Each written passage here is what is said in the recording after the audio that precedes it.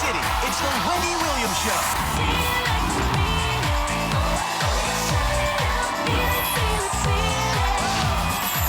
Now, here's Wendy.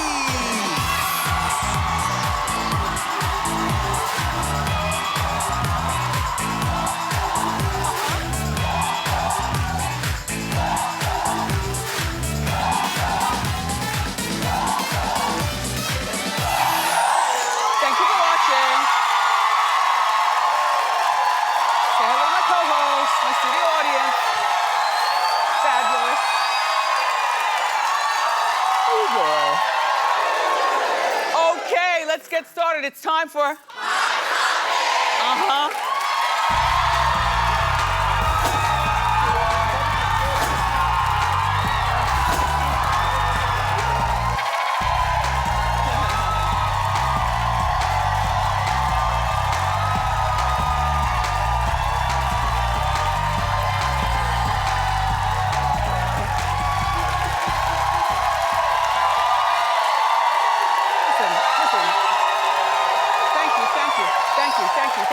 Thank you.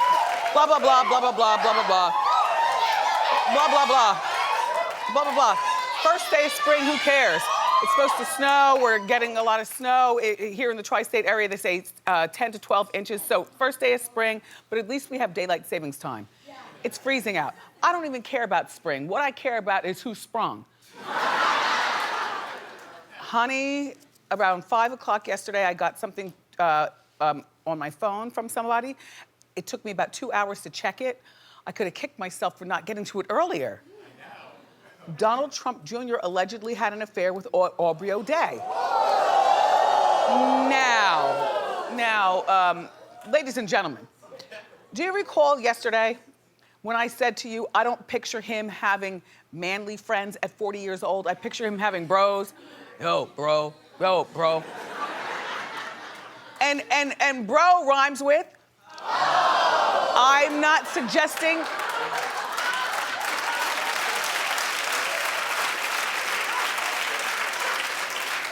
I am not suggesting anything by Aubrey, but in the name of Stormy Daniel, sometimes the nut doesn't fall far from the tree. Well, they met when she participated in Celebrity Apprentice back in 2011. He, by the way, this is being reported by Us Weekly magazine and also the front page of the New York Post. Big. Do we have the paper? No, I don't think so. I have it backstage. But it's big. Anyway, he allegedly pursued her while she was on Celeb Apprentice. I believe that part. I don't believe that you go to this show and you try to hit on not just your co-stars, but you also don't hit on who's in the boardroom. You know what I mean? Especially when it's a Trump whose wife is laying home expecting their third child. Turned out to be a boy named Tristan. Right, okay. So there's the long-suffering wife. He's in the boardroom.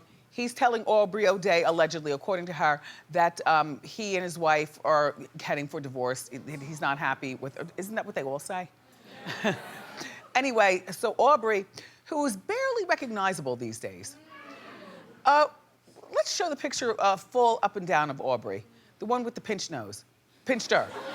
She's gotten it done a few times. No. No, I like the one in the bikini to really show the full, Who is that? Aubrey, girl, you're only 33. Where do you go from here? She's been around for a long time. It's sad when you're only 33 and you seem worn out. I like Aubrey, but I'm just saying she's been around for such a long time. I mean, she's been through Puffy and I don't mean through, but I mean, she's been around. Who else? Puffy, Pauly D. Pauly D, yeah. I mean, you know, she does stuff. Allegedly, at the encouragement of her mom was the one who told her, start with this surgery and stuff when you're young to stave off when you get older, you know? Her mom is an attorney, probably an ambulance chaser, though. I can't picture a smart mom.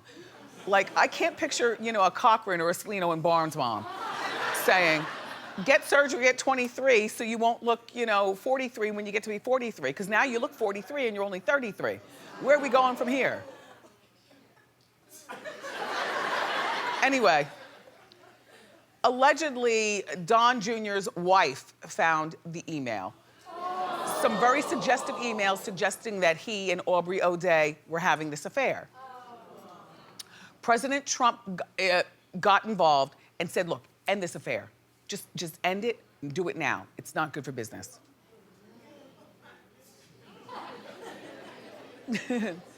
Aubrey never spoke about the affair, but she gave a few hints. Like the night of the election, she tweeted, "My story I didn't tell is worth millions now." I want the story. She quickly deleted it. In 2013, she put out a song titled, yes, she sings. In case you're wondering what she's actually in pursuit of.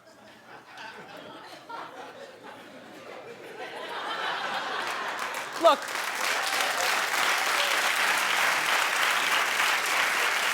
So, back in 2013, she put out this song called DJT. Is that Donald Trump Jr.? I don't know. But here are a few of the lyrics. I always want you and always wonder about it. What made you stop believing in our world? I think the loss of the other world. I believe it. In my head, I believe every word. Right?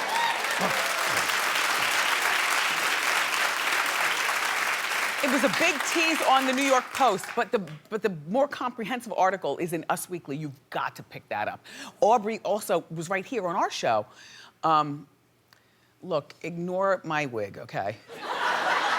Just focus on Aubrey and what she's talking about. This was a few years ago. How many years? This was 2014. No, sorry, 2012. All right, back in the day, 2012. And she was on Celebrity Apprentice. This is after she got fired. She came here, and so here's what she had to say. Will there be a follow-up, perhaps a date with Eric Trump? There was a little heat there. No. He's too corny for me, girl. He was really drinking you in.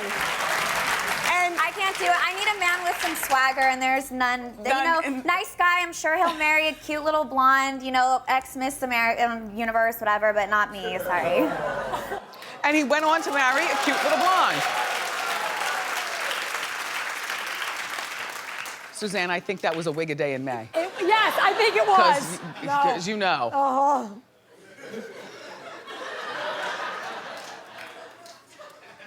By the way, I like your hair.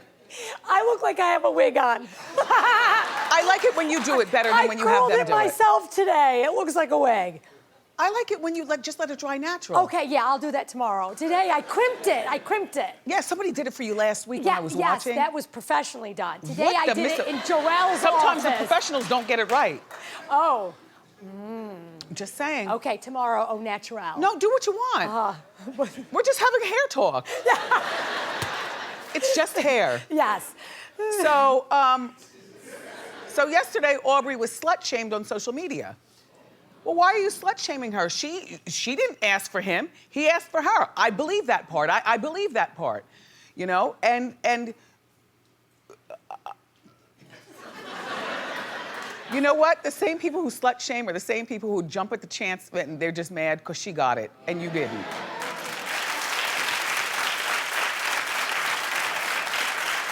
And my thing, Aubrey, instead of writing a book about it, because really it'd be like a pamphlet, you're not gonna get such a great book deal. I'd rather read the Omarosa book, which does not include sex, but does include a lot of salaciousness. Sell your interview to like Good Morning America or something like that. Sell your interview to somebody and get a nice penny for it. A nice 7-figure penny. Yeah. Because there's no point in being silent about it anymore. Now you've already spoken. And we don't pay for interviews, by the way, so we can be your second interview where you'll get the Astra minimum, which is $475. Okay. But this will be the better interview. Shout out to our friend Fetty Wap. Well, yes, congratulations are in order. He just became a dad with his 7th child, 5 different women. Do we know him anything other than Trap Queen and Baby When You Come My Way? I mean, is he putting out music to support 7 kids and 5 babies' moms? Anyway, this is his 2nd child in 3 months. In other words, hood twins. I'll tell you, I'm the same person who's worried about Cardi B, because it's so hot right now. It could be cold tomorrow. You know what I mean? Like, you forget about her. So if this guy is dropping all these kids and I'm worried about Cardi B, imagine, I just don't see all the riches. Like, how are you supporting all these kids, Fetty Wap? And what does having a lot of money mean to you?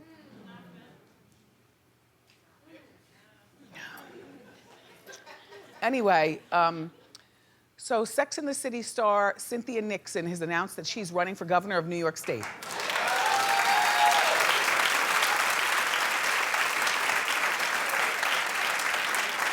That was the big lead story here in New York on the at the New York Daily News, but at the Post, the big lead story was Aubrey O'Day, and all Cynthia Nixon got was a little ticker tape down here.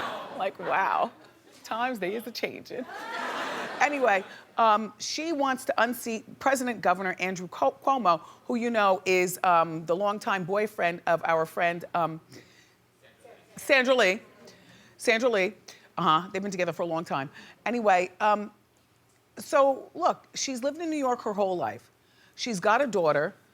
She's a big advocate of public schools. She's a big advocate of the subway system failing around here. She speaks at dozens of rallies per year. She's always been this person behind the scenes, even when she was playing Miranda on Sex and the City. And I don't know that she's got the answers for you you here in New York. I'm glad I live in Jersey. Jeez.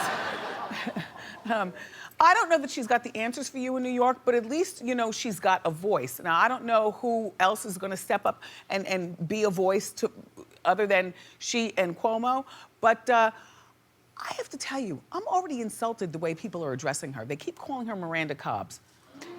I realize that that's how she got her fame, but I'm offended. Like, I wanna call her Cynthia Nixon. Cynthia Nixon is running for governor of New York State.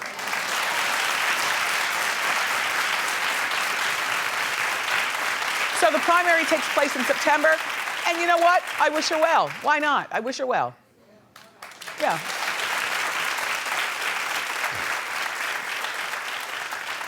She's got a longtime wife and a nice home situation, so she's got time. Oh, and she does not have a big war chest of money. She's asking the citizens of New York to fund her campaign.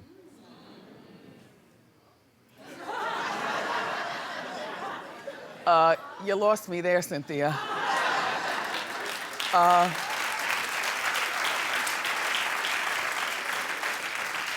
No, but she's asking, so, we'll see what happens with that. In the meantime, so Trey Songz was arrested yesterday for allegedly beating up a woman that he was dating. They were at a party. There were a lot of people around who witnessed this, according to the woman.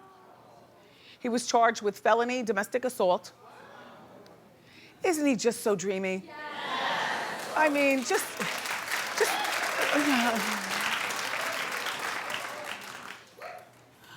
I don't want to believe it, but you could, these days you just don't know what to believe. But he's got the dreamy stare, and he's nice and tall. He's built like a swimmer, like he's got a swimmer's body, like not too muscular, just, yes. He allegedly punched her repeatedly in front of people at this party because he allegedly saw her talking to another guy at this party. And this was NBA All-Star Weekend when everything is going on. She probably didn't even know where she was or no, I don't mean that in a bad way. I mean that in a way, you know how you party hop, you know what I mean? You party hop, so you get in the back of a car, there's a driver driving you, and you're in the back, just careening through the Hollywood Hills, and next thing you know, you're from party to party. And she probably doesn't even know the people to call back for witnesses, because that's what they want. The law wants witnesses. If you see people who saw something, call these people. But this is the problem. When you're the girlfriend of or something like that, or you're a +1 and you don't know anybody in the party, how are you gonna call people back? And then what if you did see somebody at the party?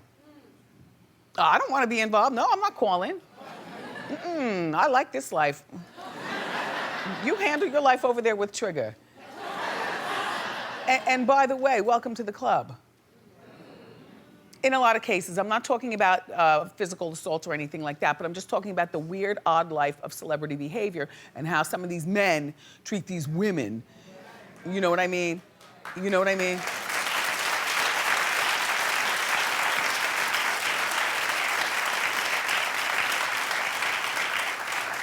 I do believe I heard, and Norman did too, one of our co-hosts over here, we're not gonna zoom in on her, say, beat me. There's one in every crowd. I'm not laughing. Norman, you know you heard it. I heard it. I heard it. She knows who she is. There are women who are willing to go along. Well, this young lady, she immediately filed a police report. She went to the hospital. She had some black and blue on the back of her, on her back. Her name is Andrea, and she held a press conference. Who do you think her lawyer is? Lisa Bloom. You know, Lisa, you and your mom, what do you get in shaderoom.com looking for all of your prospective clients? I have to tell you.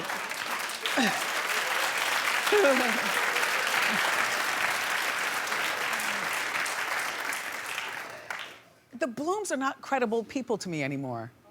The Bloom Allred thing. They seem like ambulance chasers. I'm trying to think of who's actually winning from being in touch with them. And the little girl with the soggy boobs, you know, on the strength of just that alone, like when you're an attorney and you want your client to represent properly, you definitely say, put on the proper bra, right? Show that picture of Shanquasia. Why? No, it's from yesterday. They purged, but we'll look for it. Shanquasia Sharpton with the soggy boobs. Anyway, so Trey Songz turned himself in yesterday and he tweeted, I am being lied on and falsely accused for someone's personal gain.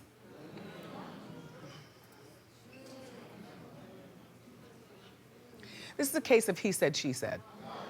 There are witnesses at the party, according to her. The witnesses aren't gonna get involved. Nobody wants to get involved. You're friends with somebody, or you're about to close a music deal, or you know, you're a thought there looking for a come up, or something. Nobody's going to help this girl, and Lisa Bloom certainly is no help either. Well, we'll be following the story. Yeah.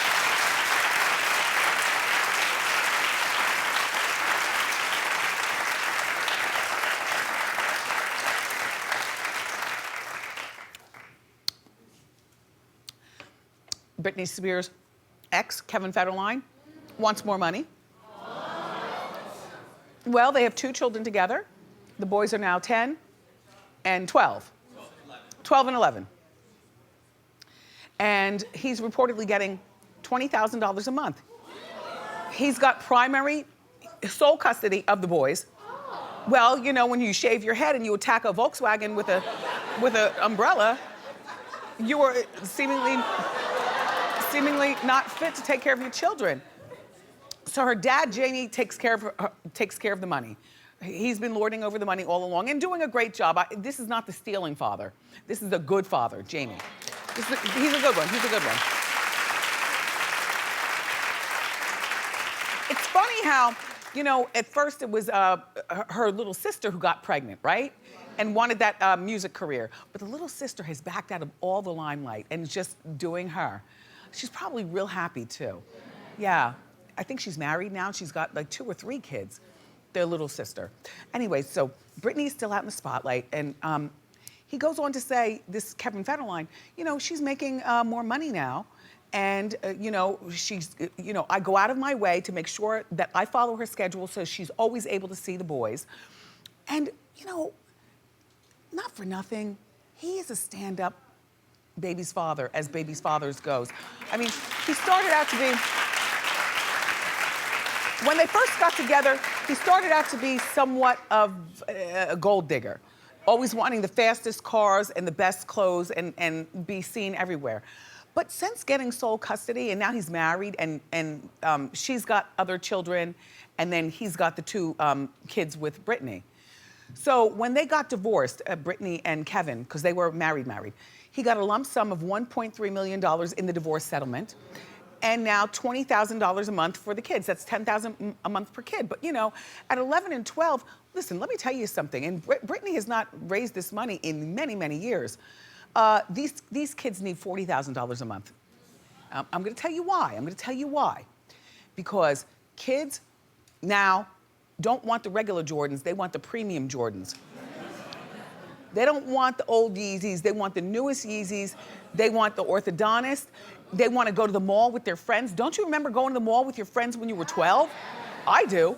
But that means that you have to, because Brittany's the one who puts them all over the gram, so now all the killers know exactly what the boys look like. They're easily recognizable. So when they want to go out with their friends to go to the mall or live a normal life, you gotta have security at least 10 beats behind them. This costs. And you know, between the food that they eat and the things that they want and the lifestyle that Brittany has had them grown accustomed to when they see Brittany.